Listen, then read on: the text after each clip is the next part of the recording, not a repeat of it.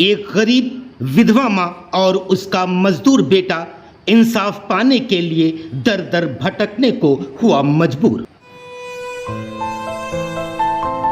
हम टूटे फूटे में घर में रहते हैं और वहाँ चल के देख लीजिए, बारिश में हम तो फीट नहीं रख सकते हैं। जय हिंद दोस्तों, आप देख रहे हैं रिपब्लिक रैनसा और मैं हूं आपका दोस्त रिजवान मुनीर। बाराबंकी जिले के बेगमगंज की तंग गलियों में एक गरीब विधवा और उसके इकलौते बेटे की इंसाफ की पुकार गूंज रही है। यह कहानी है अन्याय, बेदखली और एक परिवार के टूटे हुए सपनों की।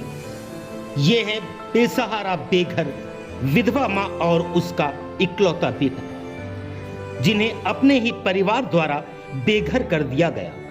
इनका आरोप है कि उनके 4 सौतेले भाइयों ने उनका घर और उनका मकान छीन लिया। बाराबंकी छोड़ के नहीं जाएंगे हम, अपने बाप की हमका बाप के अपना हक चाहिए।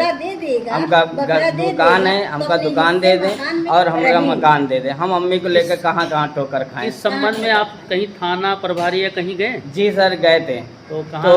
तो हमने यहाँ पे पुलिस चौकी जो है, ये पुलिस चौकी है हाँ सिटी में, तो वहाँ पे गए थे। तो वहाँ के 2-4 लोग पुलिस लोग जो है वहाँ हमारी दुकान से गोश्त बोटी लेते हैं, तो उन लोग जो है हमको डांट के भगा दिए जब बात किए हमारे भाई लोग से।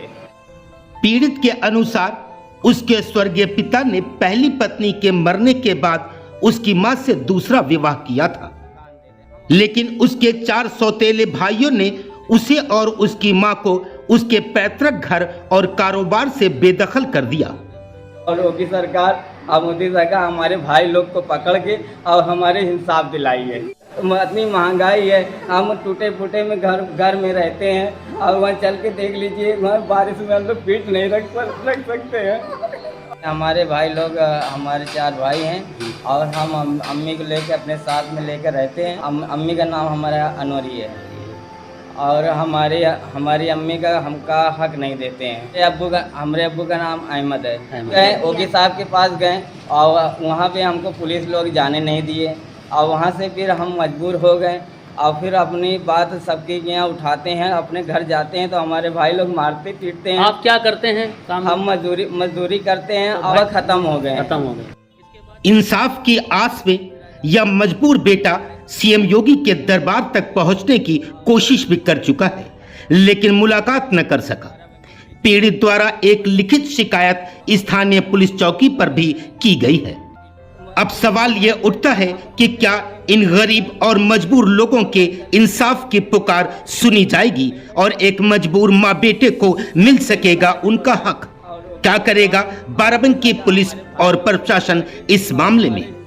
वैसे कुछ स्थानीय लोग इन मजबूर माँ बेटे को उनका हक दिलाने में कर रहे हैं इनकी मदद। महिला बेचारी कई दिनों से परेशान थी, बहुत ही गरीब है। इनके लड़के को मैं खुद देखता हूँ, एक लोहे की दुकान पे मजदूरी करता है, जबकि इसका सब कुछ है।